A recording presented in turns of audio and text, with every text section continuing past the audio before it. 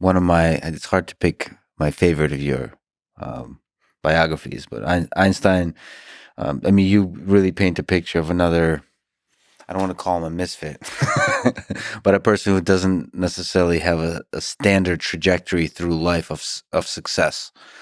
So, Absolutely. and that's extremely inspiring. I don't know exactly what question to ask. There's a million. Well, I'll talk about the misfit for a second Sure. because, we talked about Leonardo being that way. Einstein's Jewish in Germany at a time when it starts getting difficult.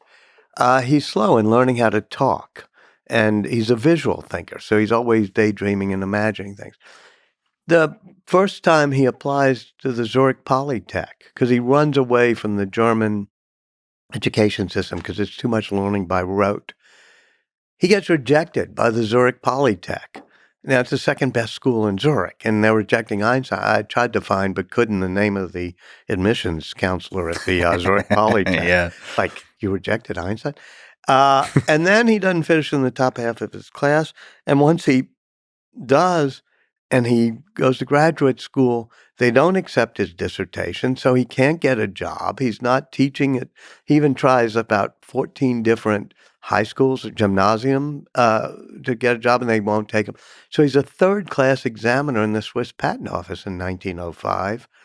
Third class because they've rejected his doctoral dissertation, and so he can't be second class or first class because he doesn't have a doctoral degree. And yet he's sitting there on the stool in the patent office in 1905 and writes 3 papers that totally transform science. And if you're thinking about being misunderstood or unappreciated, in 1906, he's still a third-class patent. In 1907, he still is. It takes until 1909 before people realize that this notion of the theory of relativity might be correct and it might upend all of Newtonian physics. How is it possible for 3 of the greatest papers in the history of science to be written in 1 year by this one person? Is there some insights, wisdoms you draw? Plus, he had a day job as a patent examiner. Right. And there's really 3 papers, but there's also an addendum, because once you figure out quantum theory and then you figure out relativity and you're understanding Maxwell's equations and the speed of light, he does a little addendum. That's the most famous equation in all of physics, which is E equals mc squared. So it's a pretty good year. It partly starts because he's a visual thinker, and I think it was helpful that he was at the patent office rather than being the acolyte of some professor at the academy where he was supposed to follow the rules.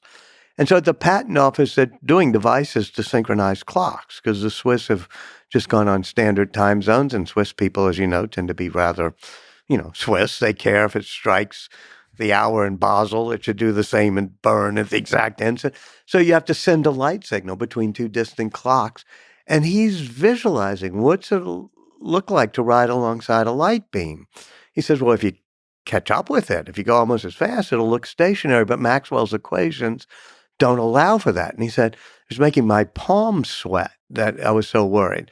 And so he finally figures out, because he's looking at these devices to synchronize clocks, that if you're traveling really, really fast, what looks synchronous to you or synchronized to you is different than for somebody traveling really fast in the other direction. Yes. And he makes the mental leap that that the speed of light's always constant, but time is relative depending on your state of motion.